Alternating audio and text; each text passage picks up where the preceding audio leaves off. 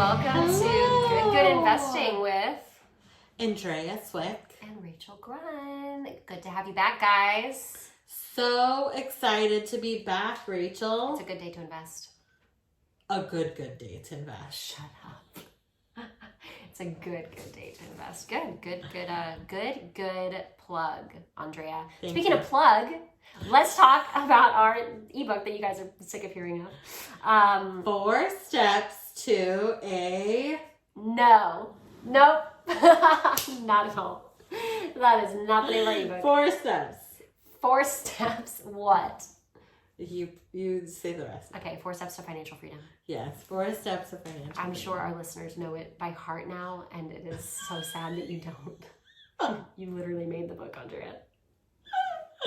I'm sorry. Remember my mind? Yes. Oh yeah, the tabs and the. So maybe we'll do like a special like YouTube perk. If you're on our YouTube, we'll show you how many tabs Andrea has open on her computer and how many unread messages she has on her phone, because it'll make you break out in hives. It will. It's gonna keep you up at night. Oh my gosh. Okay, so today's episode, we're gonna be talking about specifically multifamily. And yes, we're gonna break it down. We're gonna break it down. We're gonna talk about what a deal looks like, start to finish, how you can get invested in multifamily syndication, and some FAQs. What is multifamily? Yes, benefits. Yeah, exactly. So great, you're talking about benefits. We're probably talking about tax benefits. So quick disclosure: we are not tax professionals. We do not pretend to be. Discuss with your CPA about everything we're gonna talk about. We can only talk from our own personal experience. Correct? That's right. Yes. Thank you for saying that. Yes, quick disclosure. Yeah. Without further ado, let's dive right in. What is multifamily? Multifamily is different from single family because it is multiple units in one building. Yes, and it is commercial. So multifamily is more than 4. Correct. 5+ is commercial. 5+, yeah. yes. So 5+ units is considered commercial. Yeah. What number of units do we usually typically invest in, like bottom up? I mean, typically it's going to be more than 75 units. Yep. We try to strive for more than 100. So there's multifamily, then there's multifamily syndication. Multifamily as an asset class is going to be more than 5 units. It's going to be a commercial loan.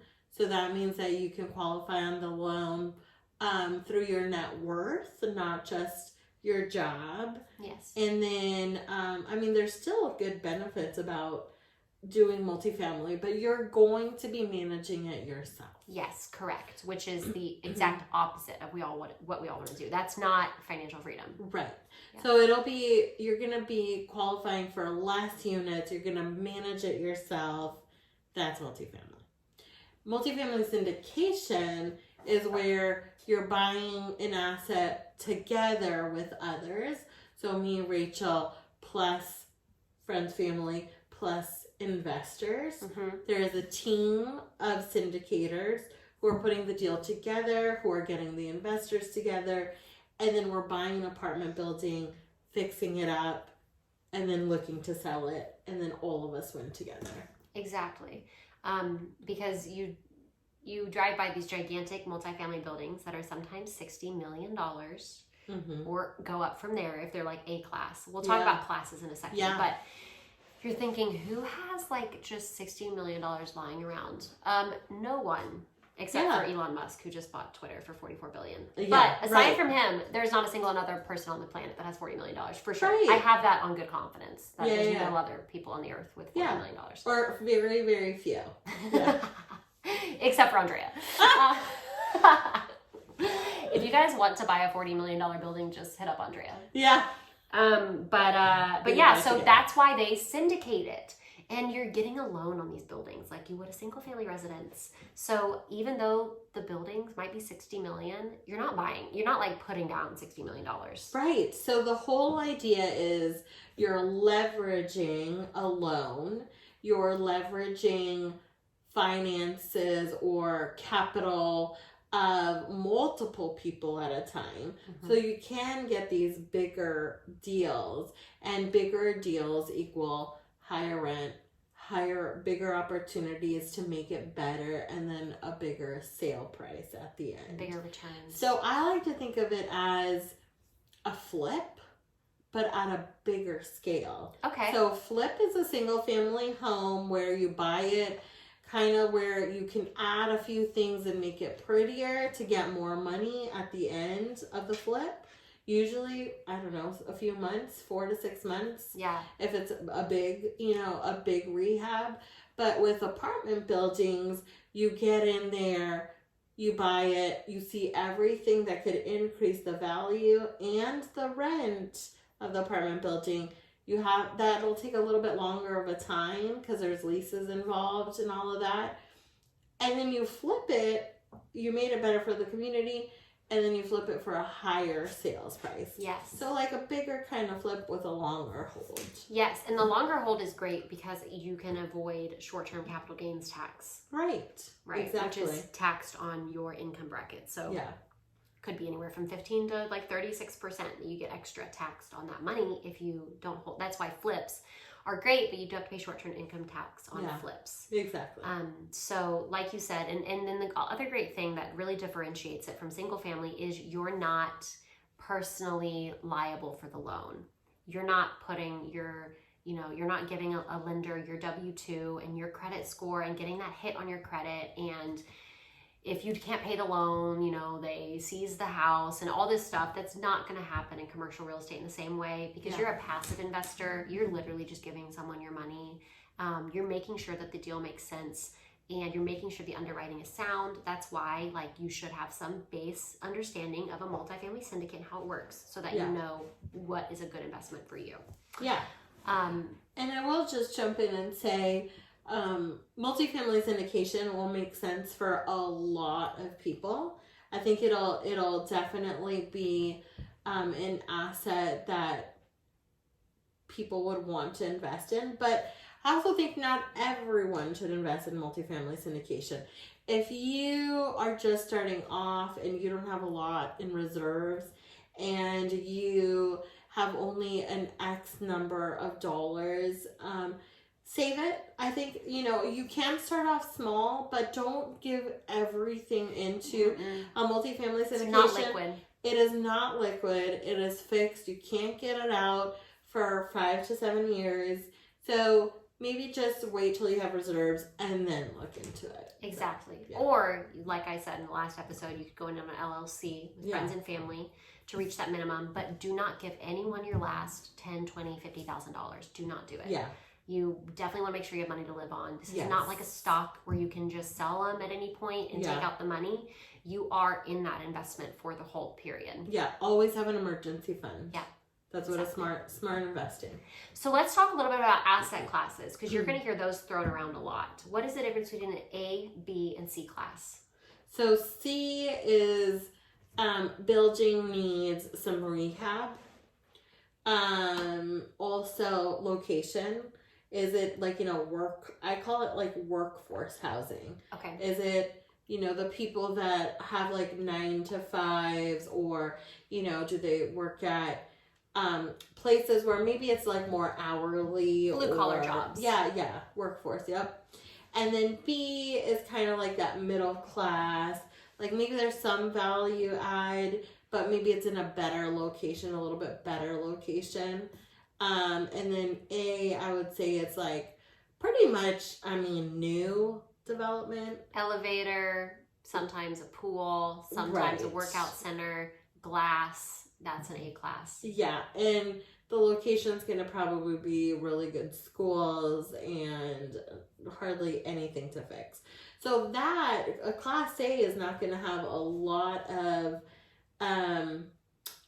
possibility for value add. So you look for ways to kind of reduce expenses, and that one's just probably a hold. Yeah. You hold on to it for a little longer. Yeah, exactly. More stable. What you would also hear be called a yield play. Yeah. A yield play is when you're really just relying on appreciation of the market. Yes. To get that investment to perform. Less so that you're moving in and like you said, flipping it, right? Making upgrades and stuff. Because if it's an A class, it's probably kind of top tier anyway. Exactly. So also with C classes, they're generally built before 1975, and then B classes are built between 1976 and 2000, say. Yeah. That's not like, you know, hard and fast rule, but it's a general rule of thumb. Yeah. Also, whenever you guys go to our website and download our ebook, you will get, within the coming days, you'll get a few extra resources too. And one of them will be a glossary of terms where you can, it's kind of like a cheat sheet for all the different kind of industry, you know, lingo that you're going to hear thrown around in the multifamily and syndication space. Yeah, so exactly. All this sort of stuff will be on there as well. Very helpful. Yes. So can we kind of talk maybe from your personal experience, your experience with the tax advantages of syndication in stark contrast to single family? Yeah, so I think there's a lot of benefits to multifamily investing in the multifamily syndications. One of them is tax benefits. Again, not a CPA. Yeah. But we did go through the wealthability training with a tax strategist. Okay. And so I feel like that was really informative, but again, not a CPA. So we are going to have a CPA on as a guest in future episodes that can speak actually directly to the tax benefits of syndications. So Perfect. That'll be really fun. Yes. To have someone licensed on that we can actually ask questions to. And if you guys have any questions for that person, if you just want to email them to us as well, goodinvesting@gmail.com. Yeah. We can ask him more specific questions as well. So, yeah. But in your own personal experience. Yeah. So basically, there's two ways to get tax benefits on a multifamily syndication. One, I will say, like from a passive investor's standpoint, and then the other one is exciting for real estate professionals like yourself, you know, that you're full-time into real estate like myself, and I'm a full-time real estate investor. So there's also those tax advantages.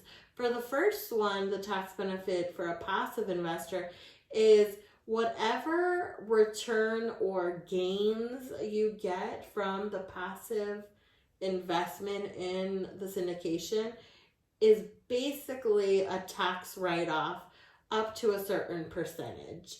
So in multifamily syndications, we do a cost segregation analysis. Mm-hmm.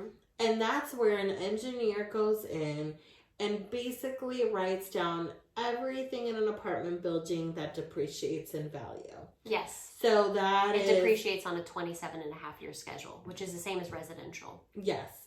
So that is things like light switches, fixtures, doorknobs, yes. appliances. I mean, everything. Everything. Itemized. Everything. Yeah. Everything is itemized. Everything has a depreciation value. After that cost segregation analysis, we're given a percentage.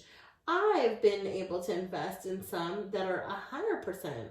Woo! Yes. What does that mean? So 100% means that what dollar for dollar what I put into the passive investment, I got 100% of that back out. So say I put $50,000 I invested in, I got a $50,000 write-off. On your taxes. On my taxes. Wow. That's unheard of. Yeah, so that is huge. And so if I was a W-2 employee, then that would mean I have a bank of $50,000, and every time I have a gain on my real estate on the passive investing, I can take away from that $50,000. So say year one, I made $8,000. So that bank holds $50,000. Now the $8,000, I'm subtracting from the $50,000, and that $8,000 is a total write-off. So it's like I made nothing of income. Yeah. Does that make sense? Did I explain it okay? Yeah. Okay. Now the real estate professional side of it. And so if you're a real estate agent, this is going to be like mind-blowing because not a lot of my real estate agent friends know this. I know. If you're a real estate agent, this is mind-blowing, but you don't have to be licensed in anything to be a real estate professional. Yeah. You just have to not have a W-2. Yes, exactly. Okay, so, and then also track your hours though. And track your hours, yeah, because you have to hit 750 hours a year of real estate work. Yeah. So if you run an Airbnb, that would be considered real estate work. If you're actively on the market looking for a property to buy for an investment, that would be considered real estate work. Yeah. It doesn't mean that you're brokering deals. You don't have to be doing that. Again, discuss with your CPA because I'm not a CPA. This is my own personal experience. Yeah. But if you're a couple and say like your husband JJ, shout out to JJ, we love Yeah. JJ, has a W-2, Right. but you don't. So you are able to claim real estate professional status for the both of you. Yes. So it's just one of them. So if you're maybe a stay-at-home mother, achieving real estate professional status might be something that you'd want to look into. Yeah. Yeah. So basically, if you are a real estate professional and you're able to claim that, then you can offset all of the income you make from real estate from that whatever you had put into And passive investing. Your spouse's W-2. Right. If there's extra If depreciation there's left over, extra. Yes, exactly. you can write off your spouse's W-2 income. Talk to your CPA. I can't say that enough. Yeah. I can't say that enough. Talk to your CPA. But it's we've seen it firsthand. My parents have done it. I've done it. You've done it. It's been game changing. And the difference, why can you do this with commercial real estate? You can't do this with residential. It's because of accelerated depreciation. So that 27.5-year schedule on commercial real estate and residential, you get depreciation on your home that you own because you get that 27.5 years and you get to claim, 1 year of it every year. With accelerated depreciation, it accelerates that 27.5-year schedule into a much shorter amount of time. So you're able to claim more depreciation up front. So you're not having to spread it out over 27.5 years because you're probably going to only own the property for 5 to 7. Right. And right now, I think this is the last year where you can take all of it in year one. Yes, TBD. It has not been officially passed, but it is in legislation right now. So I don't think it's been officially passed though. Has it? Yeah, no. So up until this year, you can claim all of it in year one, and then next year it's 80%, right? It's 80%. Okay, you're right. Yeah. Okay, cool. So you'd be very incentivized to start today in order to get that 100% depreciation bonus on your taxes. Yeah, and just as an example, my husband and I cashed out our 401k to put into multifamily investing, and that 401k we had to pay some kind of gain, capital gains on it, plus the 10% penalty because you're below 59. Right. All of the investing that we're doing is going to be able to offset those capital gains. That is so amazing. Yeah. Guys, cash out your 401ks. This is because you're so right. That tax advantage will offset the penalty that you'll take for cashing it out. Exactly. And now we're putting it in a more stable asset. So. Yep. That's going to get more income. Yeah. Not just sit there making 2% a year. And then plus, even if you have the stock gains, you're going to be paying the taxes on that. If you put it into passive multifamily investing, you don't have to pay the taxes on that. So you're really having more money in your pocket at the end of the day. Yeah. And it's not a tax loophole. It's an incentive. It incentivizes people to continue to invest in real estate to stimulate the economy. You are taking advantage of a system that was put there intentionally. It's not unscrupulous behavior. It is fully legal and it is there for your taking. And we're improving communities. Yeah. Let's just talk about that for a second. It is about, building wealth. It is about all of these different benefits and advantages. At the end of the day, we're also helping the communities and making them a better place to live. Because otherwise, why are we doing it? Yeah. Because exactly. it's just a soulless race to the top. Yeah. Which is not anything that I'm interested in doing at all. That sounds lonely. It sounds unfulfilling. Yeah. I want to, and I know you want to, really make sure that we're giving back to our communities through syndication. So my husband and I are actively, we're deal sponsors. You are as well. Yeah. And we are actively looking for acquisitions in the Midwest and also Tennessee, Texas, Oklahoma, and Arkansas. And when we do get one under contract, we are wanting to incorporate a community impact element into that. I talked about this in the last episode. Yeah. It's so important. Yeah. We are not slumlords. We are not wanting to buy a place and immediately jack up rent $200 and kick out everyone and make them homeless. That's not at all what we want to do. So, of course, we have to make money, but there's plenty of money to be made. And you don't have to be this, unscrupulous slumlord in order to make your investors money at all. Right. And even though having a community impact upside is not necessary and honestly kind of rare in investments, I think it would just bring even more value. Maybe not from a financial standpoint, but from an emotional one, that that your dollars are going towards good. Absolutely. And then you will still be receiving a return on that investment. Yeah, absolutely. Yeah. I love that.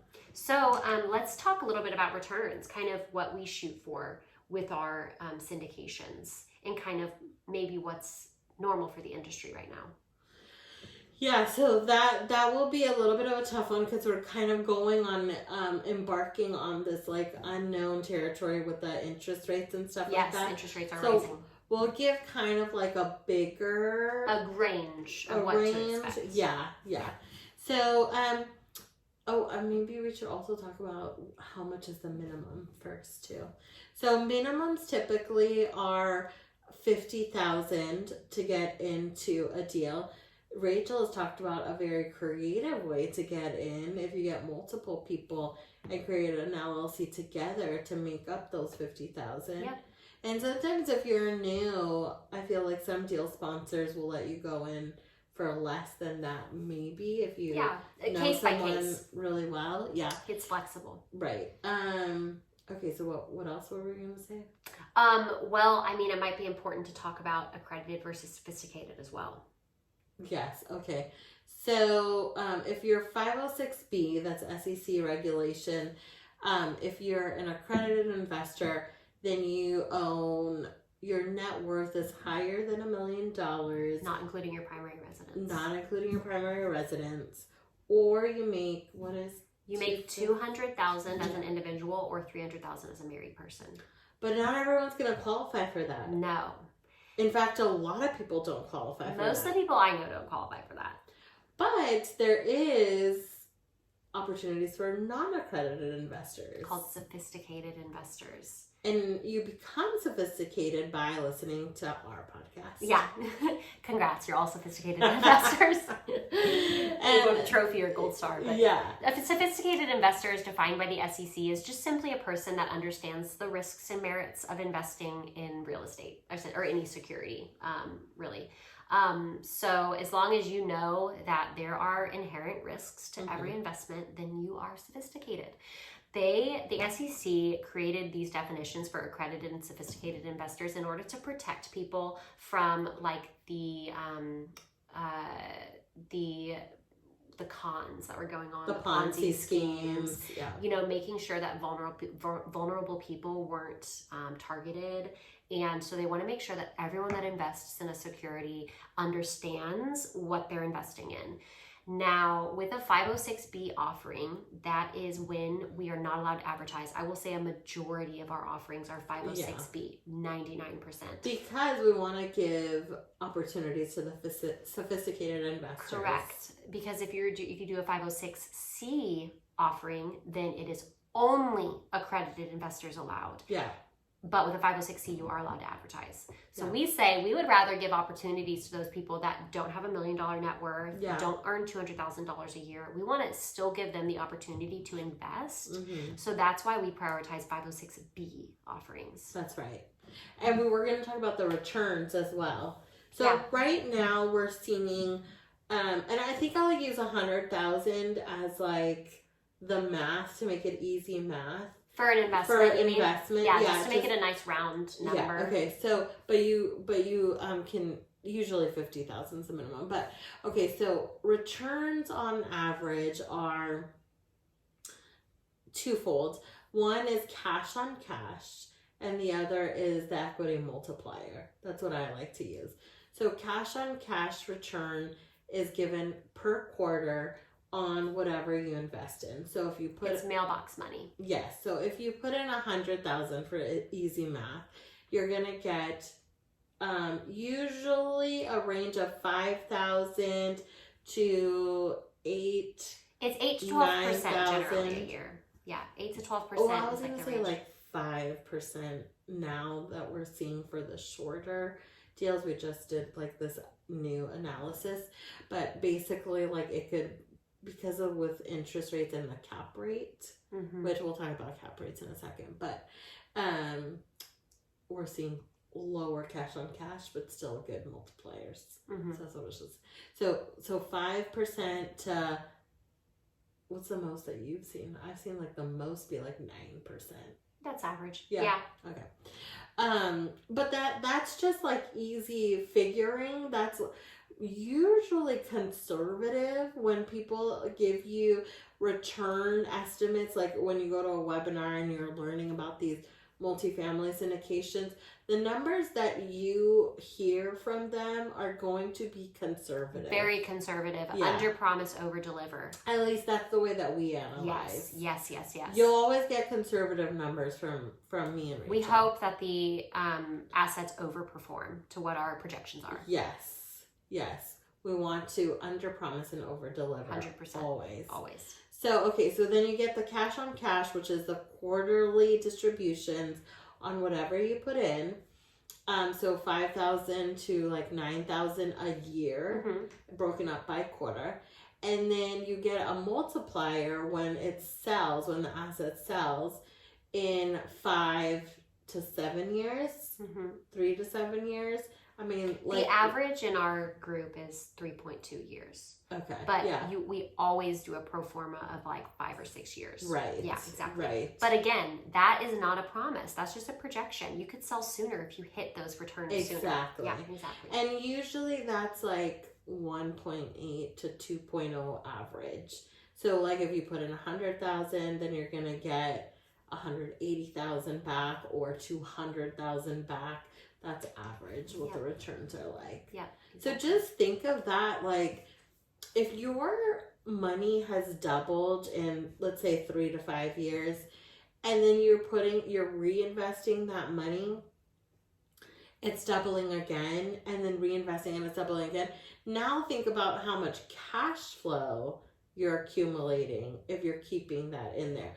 That's JJ's, my husband, and my strategy is to keep reinvesting so that the mailbox money that you talk about is now funding our lifestyle and our life. And so then JJ can leave his W-2 job finally. So yes, financial freedom. Yeah. And more family time. More family time. That's so important. Okay, so we talked a little bit about the definitions of LP and GP, but you just want to quickly brush over that again? So LP is a passive investor trusting a team to manage the investment and the apartment building. GP is the active part of the team that put the deal together, analyzed it, is running the whole investment, managing it, making sure that property managers are doing what they say they're going to do. Yeah, cool. Also, a lot of people ask, what could go wrong? Right. Which is important to know the risks. Yeah, up let's front. give that. So, what could go wrong? Well, I mean, in Texas, 2 years ago, or a year and a half ago, we saw the freeze, right? Yeah. That burst a lot of pipes, caused a lot of flooding in the DFW area. Yeah. Now, we invest all over the country, so not even necessarily just in DFW, but you see kind of natural disasters happen anywhere. That's why we maintain great risk management coverage insurance, and we make sure that we are current on those payments so that if something does happen, we can have the insurance company come in and fix it quickly so our tenants aren't misplaced for very long. And then there's also economic vacancies. So loss to lease, which would be like, economic vacancy means that there's people in the property, but you're not getting the maximum rent that you should be getting because either people aren't paying, which you saw a lot during COVID, and then there's also maybe you're charging an under market rent. You're not running a rent study as often as you should, and the rents are well below market value. Yeah, so I'll just add that having a diversified portfolio of where we're investing in is so important, because, and also where you invest is really important, because there are syndicators in California and they're buying multifamily properties there, but then they're not able to get the rent of the people that aren't paying and don't want to pay, and they're not able to do anything about it. So we're really looking at places that are landlord friendly. Yeah. Right? Because we want to make sure that if someone's not paying, then they go to a property where they can afford it. Yes. And so that will help our investors be reassured that, you know, we will definitely be collecting payment. Yeah, we want to make sure that we're collecting rents, and that if there's any tenants that are not paying, that, you know, they are removed from the property. Yeah. Which, like you said, in states like California and New York, it's a very long and expensive legal process Right. to do that. So we do focus on assets in the South, the Southwest, the Southeast, the Midwest, those markets. And then let's see. What are the different ways, and we talked about this in our ebook, I'll plug it again, 4 Steps to Financial Freedom. We discuss the different types of way that you can make money on a syndication. There's the value add portion, which we talked about, the flips. There's a yield play, which we talked about with the A-class assets, where you kind of hold it and wait for the market to appreciate. But there's different ways to do a value add. You can actually go in and rehab units and upgrade them. Yeah. Or you can also, you know, move into a property that's, like I said, has a lot of economic vacancy. They're not charging the rents that they should be. There's tenants in there that aren't paying that should not be in there. And you're able to deal with those issues and increase the value of the property just from adding $20 onto the rent, or going in Texas is really popular, putting a car cover in a section of the parking lot for the hail. And you can say, hey, for this optional addition, it's X number of dollars extra a month. And so people have the option to opt in to that premium, so that you're not pushing out tenants that can't afford it, but it's an option in order to add value. So those are some great ways that you can kind of move in and add value to a property. Or decrease expenses as well. Yes. Yep. Decrease expenses through great property management, billing back utilities, all of these sorts of things. And again, so many of these things that we're covering, if it feels like rapid fire or drinking from a fire hose, go onto our website, check out our ebook, get on our email list. We will send you a glossary of terms and some other cheat sheets for the aspiring investor to kind of help you consume this information. Yeah, and we'll have another episode with FAQs. Send them to us, GoodGoodInvesting@gmail.com. Yeah. And we'll cover all of those common questions. Yeah, we want to make sure that y'all's questions are answered. Like I said, we're going to have a lot of experts on. We're going to have some prolific syndicators on. We're going to have people that run commercial real estate funds. We're going to have investors on that started from nothing and now they've built this big empire. We're going to have this trio, these brothers on as well, who are 20 years old. Donis brothers. They are 20 years old and they have created a real estate empire for themselves. Did not come from wealth, did not come from any sort of generational, help or anything like that. They just built this themselves. It's so inspiring. So we're going to have lots of people on like that who can kind of speak to maybe some of our listeners' concerns or questions that they have. Yeah. Well, I think this was a great episode. Hopefully y'all learned something. Yes, definitely. Again, check us out at goodgoodinvesting.com. From there, you can schedule a consultation with Andrea or I, or if you'd rather reach us through our email, you can reach me at Rachel, RACHEL, at thirdcoast, THIRDCOAST-capital.com. And mine is Andrea at bigshinecapital.com. ANDREA at bigshinecapital.com. Awesome. Well, thanks so much, Andrea. I think next time we're going to actually have an actual guest, which is so exciting. It's so exciting. Yes. So we're very, very much looking forward to that. We appreciate you guys listening in, and we cannot wait for next time. Yes. See you next time. Bye. Bye.